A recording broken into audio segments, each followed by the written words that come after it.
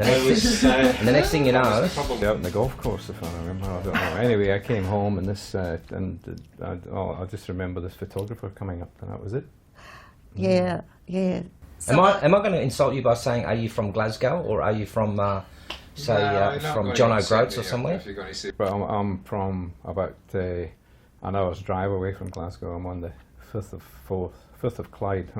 Gee. 5th of Clyde. Oh dear. No, the 5th of Clyde, which is about an hour's drive. So how did you meet? We met on a plane going to New Zealand for a holiday. I picked him up in the air. He was minding his own business, reading a book, and I just sidled up and sat down next to him. Linda, you were in first class and he was in cattle class. And you thought, I better go and have a look. Better go and have a look and see what's happening in cattle class back there. And you saw this man with a full lock of hair. He did. He had a lot of hair at in that those time. days. Mm. So we started chatting on the plane, not realising that we were both on the same Moatrek 28-day camping holiday. Wow. Until a few days later we realised, we're on the same trip. And how many years ago, Bob, was that? Come on, this is testing you. And what was the anniversary? Yeah. He's pretty good with that. I know the anniversary date. So, we were married in December 1979. Yeah. Yeah, there you are. So nearly 36 years ago. Yeah. And we got married 2 years to the day that we met. Wow. And isn't that strange? Because 1979 was the year that I finished my HSC. Oh, really? There you go. You're only a couple of years older than me. Either that or you got married at 16. Oh, yeah. Yeah. It was a good year. 79 was a good year. Well, so we know, Bob, you're not originally from the Gold Coast. No. But did you come straight from OS to Gold Coast, or did you move to Brisbane or Sydney or Adelaide, or where did you go? No, I was on a contract out here for as a teacher for a year. Right. So I came out for a year and never went back. To the Gold Coast? No, I didn't come to the Gold Coast. I was originally transferred to Inglewood, which is between Warwick and Gundawindi. Yeah. And I was there for 2 years, and then to Mackay, and then I went out west to Cunnamulla, working with the correspondence school as an itinerant teacher, and then managed to get a post at the boys' private school in the Gold Coast. Nice. And you're originally from where? Brisbane, born and bred in Brisbane. Yeah. Lived at New Farm, and I met Bob when I was still at Teachers College. Yeah. So when we got married, Bob got a transfer down here to TSS, and I managed to get a transfer down here to Currumbin. And so we moved into one little small one-bedroom place on Hedges Avenue. Nice.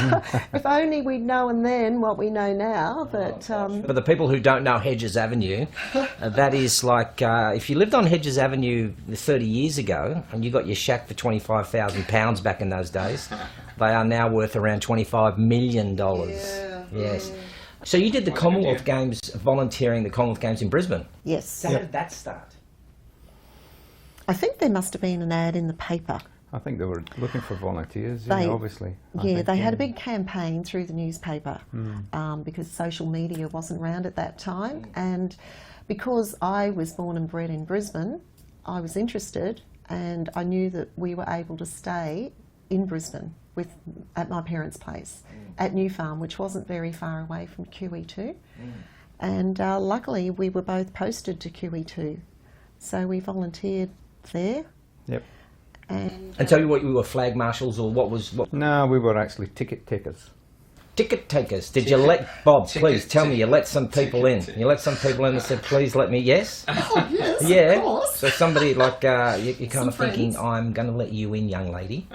And Linda said, I'm going to let this young man in. Was it something like that or not? Well, probably not. No, we had to take tickets at the gate. That was it. So if they didn't have a ticket, then they weren't supposed to get in. But you let some in? What do you mean, without tickets? Yes. Oh, can't remember offhand. Oh, I can't recall. I cannot recall. I will have to tell the truth. We did. Yeah. We didn't have to scan. There were no scanners or anything like that. But when we stood at the turnstile and people came in, we had to. They had to show us their ticket, and we did let our friends in. Yeah. but you know, the security wasn't tight in those days, and it was no big deal. And really, the Commonwealth Games in It's a country town, Brisbane, wasn't it? it was not a big deal, was it? It was Very popular though. Those queues were a long queues to get in. yeah. So yeah, a lot of people. And memorable moment for you? Oh, absolutely. Well, the whole thing. Yeah, but what part would you say? Was it the marathon? Was it the javelin? Was it the discus? Was it the... Oh, I don't know. There was a lot of good athletes there. There was. Big I names. remember Alan Wells was. He was the 100 metres champion, and because he was Scottish as well, so. So there was a link there, but there was, I mean, Raylene Boyle was there too. So I And remember Robert Di her. Costello Yes. won the marathon. Yeah, and there was an English heptathlon who was very popular with the guys. I remember Judy Livermore, and I think she was Jamaican, but she was representing England. Was the former Gold Coast Mayor, Ron Clark, was he competing in those games? I don't think he No, was. No, I I'm don't pretty think sure did. he wasn't. He wasn't there. No, I can't remember Ron Clark being The there. highlight for me was actually Matilda coming out, because that was kept a secret from all of us. Yeah. Even though we were invited to be on the oval, we were actually standing on the green as volunteers. We had to make a ring around the athletes, didn't we, on the oval? Yep. And when they brought Matilda out and the little Joey's came out of her pouch, I thought that was... It was when she winked all the time. The crowd went berserk when she yeah, winked. yeah. That's pretty cute. Yeah, it was. Back in that technology in those days, it would have been. I'm Yeah. thinking somebody in that suit pulling down this little rope that made the winking go. And it was all very secret, the whole thing, because no one, we didn't even know that Matilda no was going idea. to appear. It was all covered up. That's incredible. Like for that, yeah, that's huge. I mean, that thing is absolutely huge. And for let's cover that up and not show anyone. So let's go now forward, 30 odd years. We're now thinking about the 2018 Commonwealth Games. Yeah. So what got you interested really in that? Why that? Oh, well, as soon as we heard that we were bidding for the Commonwealth Games, we were behind it 100% and checking the newspaper reports and really hoping that we would get it. And we were down at the Southport Broadwater the morning it was announced. And we were... Like everyone was. Yeah, and it was so exciting. It was a great feeling when we heard that we had won it. And we never thought that we would, 82 in Brisbane and then 2018 on the Gold Coast. Yes. And for Melbourne to have had it just a few years beforehand, we really didn't think that we would get it again, No. and in our home state. So immediately we said, right, we're there, we're volunteering again. And do you want to leave a legacy behind? Is there something that you're thinking, let's get involved in this. We're now going to be doing 2 games as volunteers. Is there something personally that you want to leave behind, Linda? Oh, I would just like to be there to welcome people, to show them, to showcase the Gold Coast, to show them what a beautiful place it is to live. It speaks for itself. The blue skies, the friendliness of the people, the relaxed atmosphere that we have here. The restaurants, the shopping centres, it's not just about theme parks, it's natural beauty. The green behind the gold is a cliche, I know that we use all the time, but within half an hour's drive you can be in the rainforest. You can swim in the morning and take a walk in the rainforest in the afternoon. So Bob, what do you love about this place?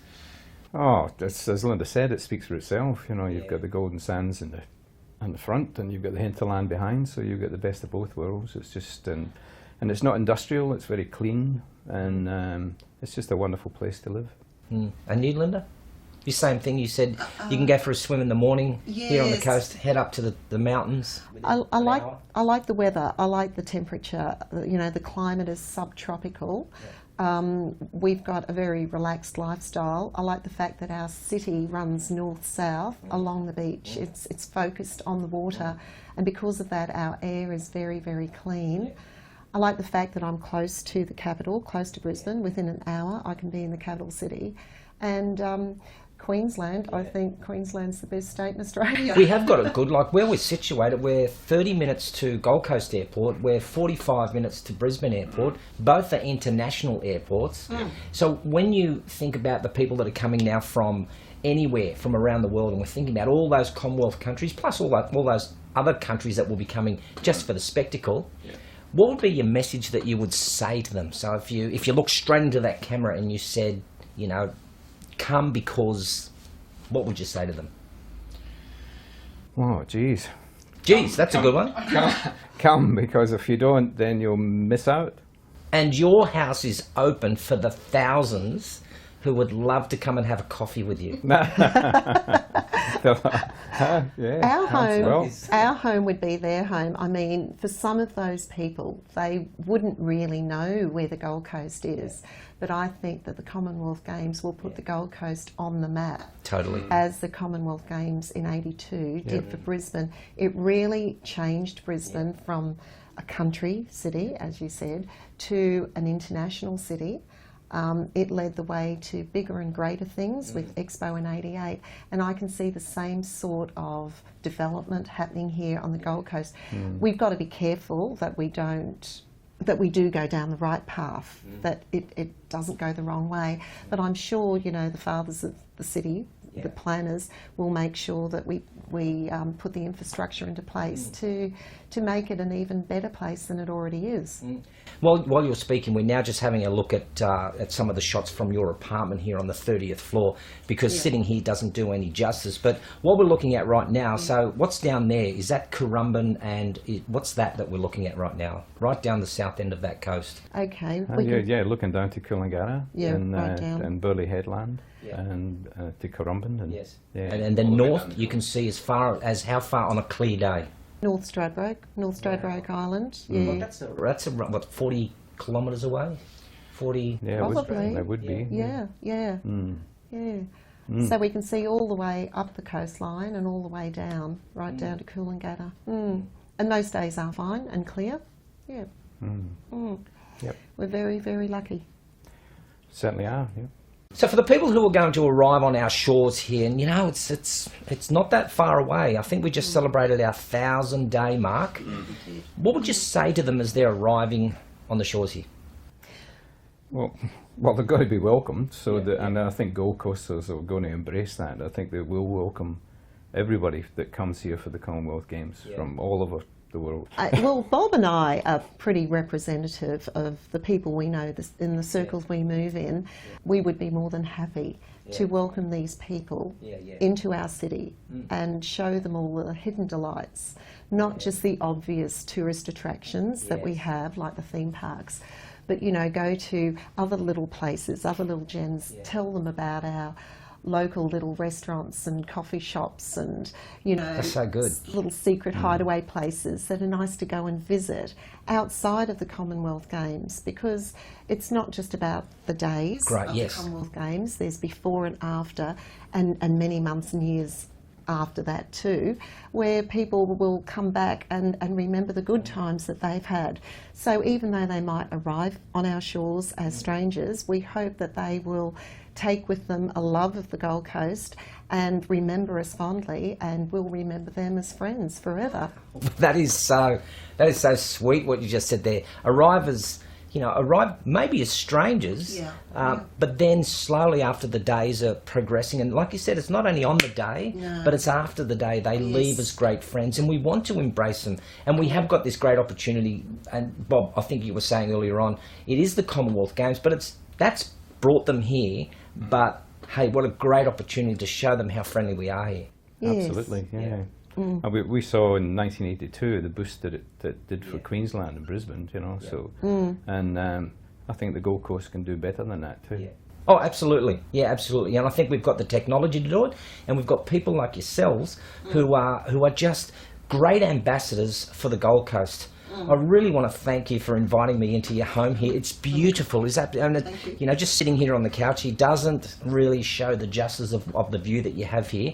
But as we're speaking again, people are just having a look at this wonderful, wonderful town that you've got here. Yep. Thank you so much. Thank you. You're very welcome. Thank you.